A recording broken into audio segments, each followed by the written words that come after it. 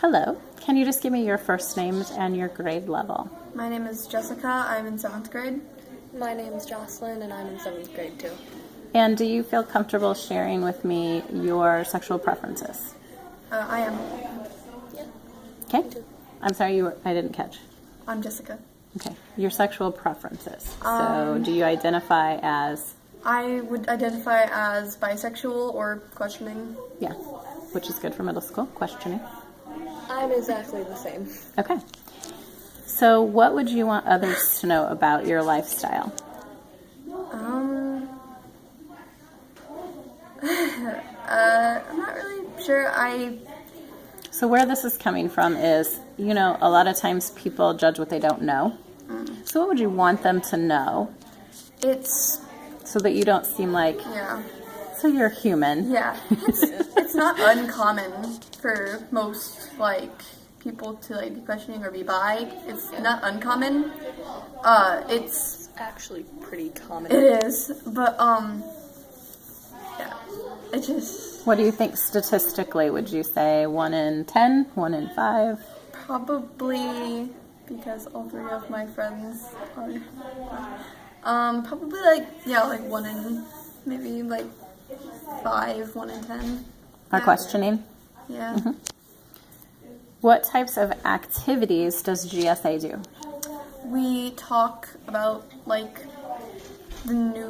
news about, the LGBT community, or we talk about issues that are happening in the LGBT community, people being kind of ridiculous about the bathroom situation. And how to make people feel more welcome about their sexualities and safer. How can schools or teachers help bring further understanding? Maybe if they hear something about someone saying something kind of mean about somebody's sexual preference, they could be like, hey, don't do that. Same. How would you feel if a teacher used an example in class of someone in your lifestyle to discuss, just as we would for anything else, instead of just referring to boy-girl situation, if we referred to other situations in general lesson plans?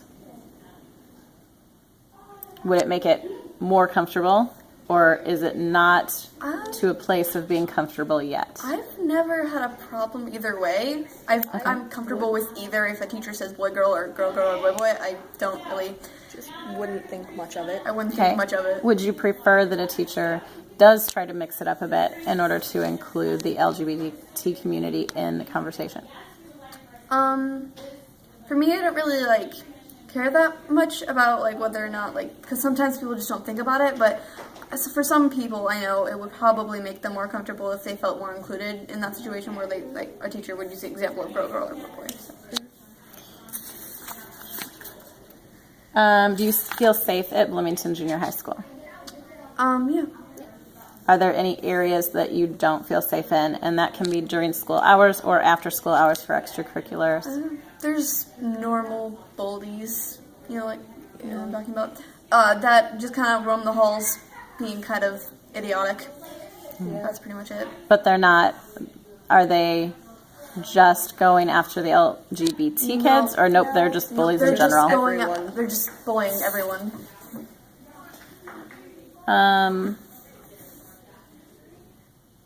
What could students do to spread the word about your organization? Maybe make posters. Yeah, we've done that before. We actually made a video last year too. And maybe just if they know somebody who's going through a tough time with coming out or something, they could be like, hey, you should go to GSA. And is GSA something that a parent has to sign off on for a child to join? No, I'm not sure. I guess you'd have to tell your parent to pick you up from GSA, but it's pretty much just... You don't have to sign anything. You don't have to sign anything. So it's an open environment for children who may not be comfortable telling home. Okay. And do the organizational teacher sponsors, will they communicate with parents at home if the student doesn't want to yet?